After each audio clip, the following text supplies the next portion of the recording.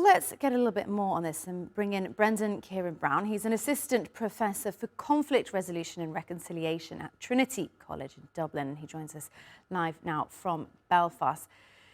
Ciaran, thanks for joining us today. I wonder, how do you assess the response of the international community in the wake of the Nakba in 1948 and in the decades since, as we reflect today on things that happened so long ago?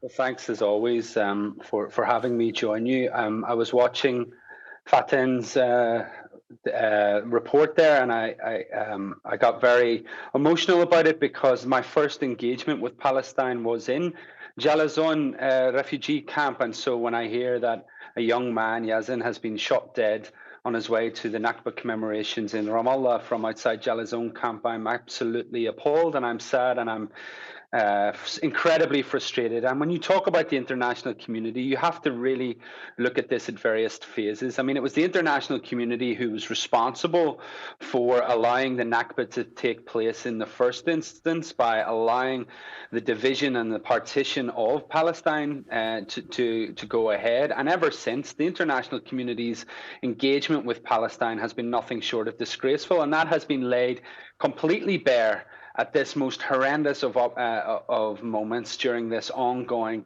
horrible, internationally sponsored genocide of the Palestinian people in Gaza, and of course the ongoing attacks against Palestinians in the West Bank. It's absolutely disgraceful and disgusting, and it is a shame on the international community and a stain on their humanity.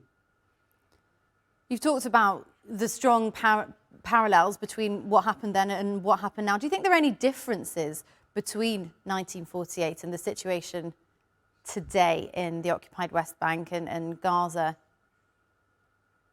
Sure. I mean, when people talk about a second Nakba, I think it's important that we see this as a continuation of the 1948 Nakba, except things are really, really going at warp speed here. Things are going extremely quickly. I mean, it's very similar what happened in 1948 to what's happening on the ground in Gaza now. The mass displacement of civilians, the killing of innocent civilians, people being forced from their homes, the international community providing weapons and support to the Israeli army to allow them to get on with this. And this is all a continuation of the same logic, the same idea, which is about settler colonial erasure of historic Palestine. And the international community may like to try and claim its role as some kind of intermediary or peacekeeper or negotiator, but the reality is it has allowed what is happening on the ground in Palestine to happen since 1948 and right through to the present day. And I reiterate, it is an absolute disgrace. So I know we've talked about this before, Brendan, but I wonder, given what we're watching unfold and given your research, what must the international community do right now to stop further killing, to stop another catastrophe?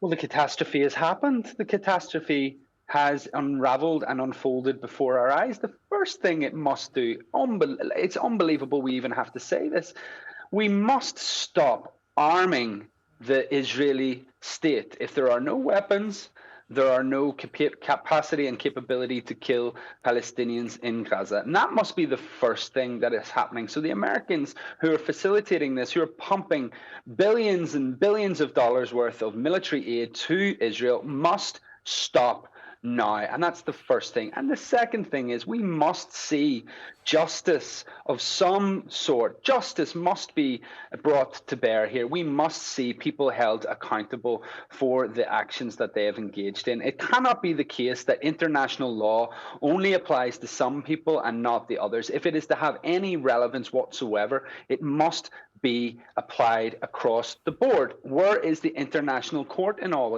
of this? Where are the international arrest warrants? Where is the prosecutor of the International Criminal Court? You cannot go silent in this moment.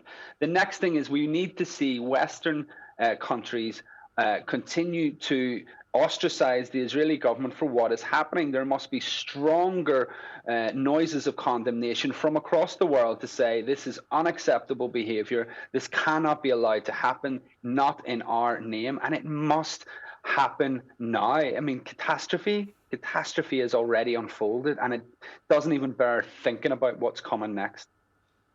All right, Brendan, Ciaran Browne, thank you so much for coming on the show once again. Really appreciate it. Thanks for having me.